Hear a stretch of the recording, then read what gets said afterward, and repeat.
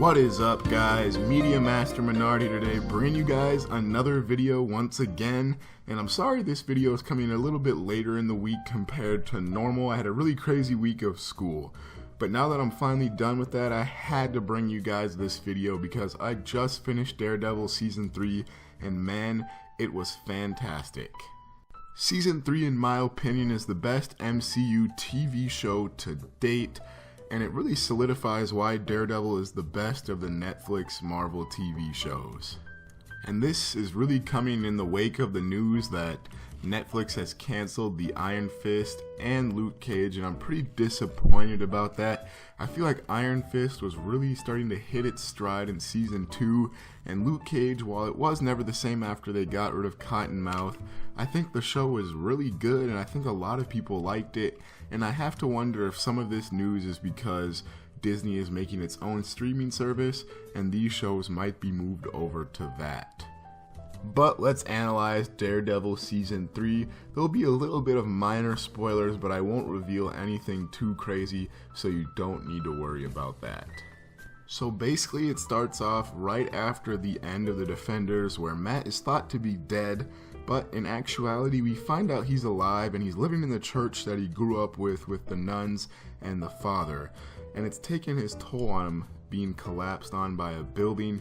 His hearing is somewhat dodgy now. He can only hear out of his left ear, and that is a big problem for Matt as he is blind and uses a form of echolocation to actually see things. A lot of the focus of this season is kind of Matt regaining his ability to hear and his abilities to fight, and also regaining his sense of self. He's kind of lost who he is at the beginning of this show, and the show follows the journey of how he regains himself. Meanwhile, Wilson Fisk, also known as Kingpin, is working in conjunction with the FBI to try to reduce his prison sentence or get out of it entirely. And this is kind of being worked on through Agent Nadeem, who is a man who's in crippling debt, but is one of the best agents the FBI has on offer, and he's trying to kind of get a promotion by using Fisk to take down other crime syndicates. Agent Nadeem and Fisk cut a deal, and so Fisk is being transferred to a new location while their caravan is attacked, and Fisk would have been killed if not for an agent named Ben Poindexter. Dex becomes a very important character later on as the show progresses, but this is where I'll stop as spoilers really start to ramp up from this point on. Seeing Fisk regain his influence and sort of build his empire, and also seeing the evolution of Daredevil grow into a better person, is very satisfying to watch on this show.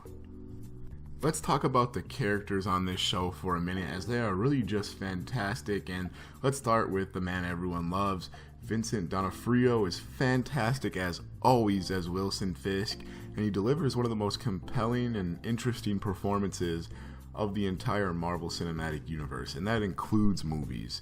He has a villain with depth and character, and he's not just some no-name guy who's crazy and wants to kill everybody. And I don't want to make it seem like Fisk is carrying this season, but it's just nice to have him back after he was mostly absent in the second season. The one complaint I do have about his character is that it seems like he has unending limits of influence, in that he can corrupt anybody and he can coerce everybody. And I don't really know if that would be true in real life, and sometimes I have a hard time suspending my disbelief. I mean, why didn't one of these agents just shoot Wilson Fisk at any time and their family wouldn't be in danger anymore? I guess I'm not in that situation, but to me that seems like a logical, very valid option. Let's talk about Agent Dex, who is one of the most interesting additions to this season of the show. He's based off the comic book character of Bullseye, and he's known for being able to aim things extremely well. He can ricochet bullets around corners, he can throw his forks super accurately, or knives or daggers, anything of the sorts. But he's a character beyond these super cool abilities.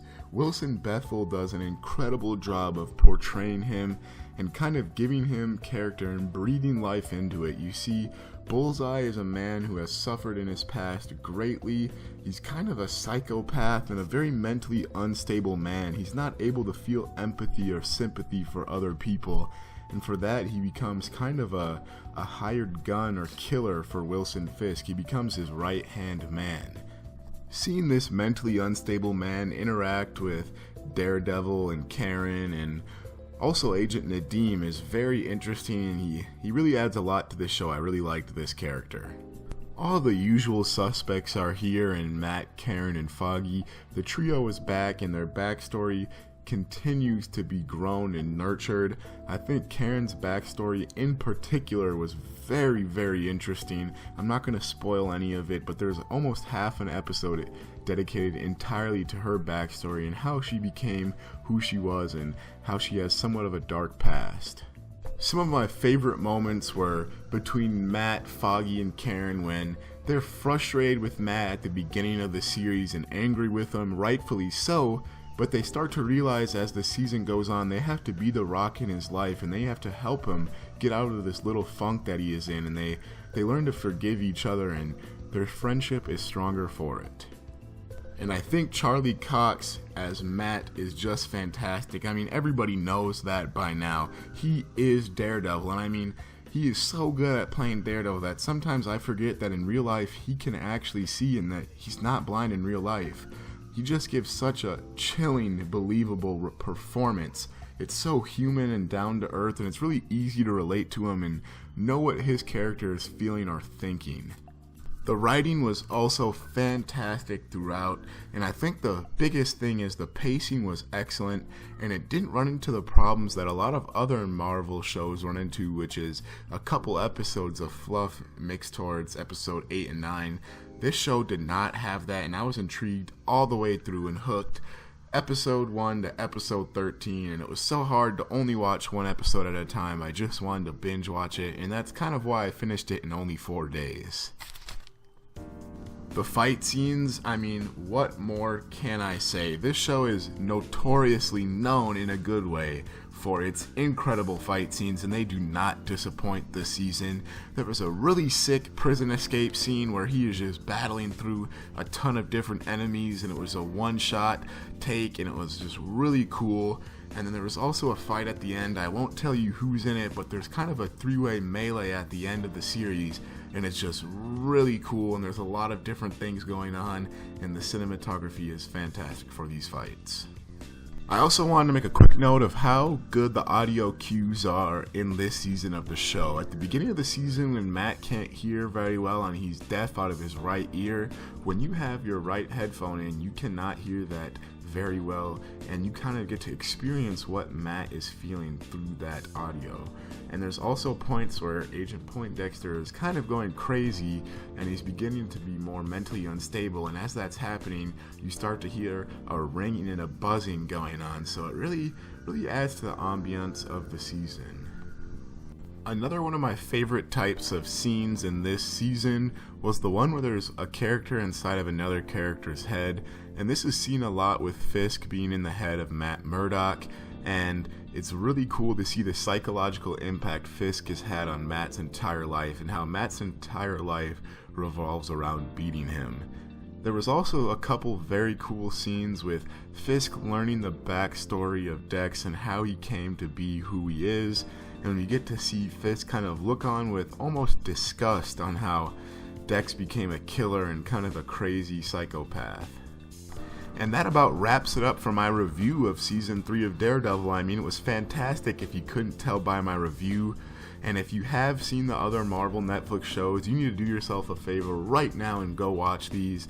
And if you haven't seen the Marvel Netflix shows, you need to start watching them right now. I'm sure there's a guide online that will tell you what's the proper order to watch them in. But Daredevil Season 3 is fantastic. You guys need to go watch it right now. But I want to know what you guys thought of Season 3 of Daredevil. Have you watched Season 3 yet, or have you not watched yet? And do you even watch the Marvel Cinematic Universe TV shows on Netflix? Let me know the answer to all those questions down in the comments below. If you liked the video, leave a like and subscribe to the channel. I'll maybe be bringing you guys more movies, TV, video game, and anime topics. I know I said a bunch of times an Attack on Titan Season 3 review is coming. It is still in the works. It will be coming out soon, along with the Dragon Quest XI Impressions video. and also my Call of Duty Black Ops 4 Zombies impressions. Those will all be coming out soon. I'm going to leave you a link to my Twitter in the description below so you can find out when I post a new video. And until then, this is Master Menard, signing off.